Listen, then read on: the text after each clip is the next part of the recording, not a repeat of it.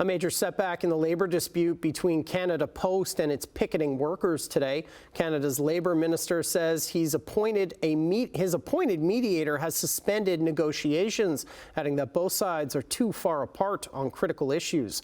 The prolonged strike is impacting everyone this holiday season, including local nonprofits who depend on parcel deliveries. Jason Gaidola explains. An ongoing Canada Post strike isn't only delaying holiday purchases this season, but also holiday donations in Hamilton. Helping Hands Street Mission says 30% of its budget comes through mail at this time of year.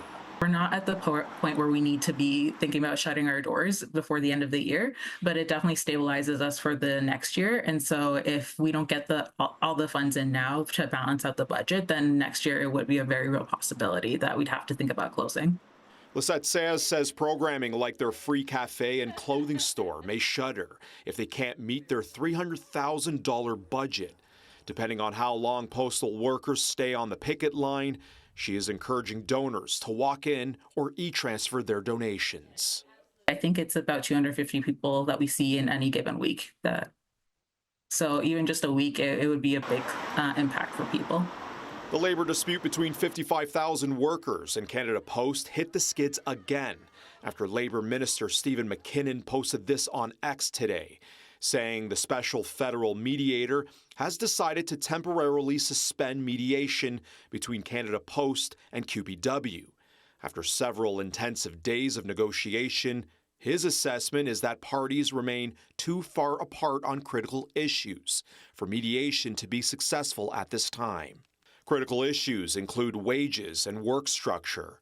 However, McKinnon also says appointing an arbitrator is not in the cards, claiming it would complicate matters, and he called for both parties to meet with him.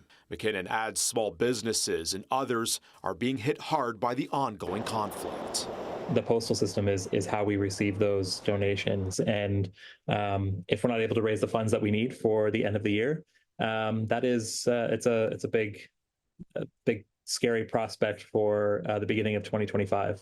Another nonprofit in Hamilton, 541 Eatery and Exchange, says 2/3 of its $1 million plus budget are donations and are also asking donors to walk in or donate online. And it's grown significantly in the last few years because of the rising food costs. So keeping in mind, only a few years ago, our budget was around $600,000, and because of inflation, it's over $1 million now. Canada Post reaffirms to CHCH News tonight that they are willing to reach new agreements with a mediator, while the union claims the Crown Corporation's negotiators left the bargaining table to speak with executives, which halted talks this week.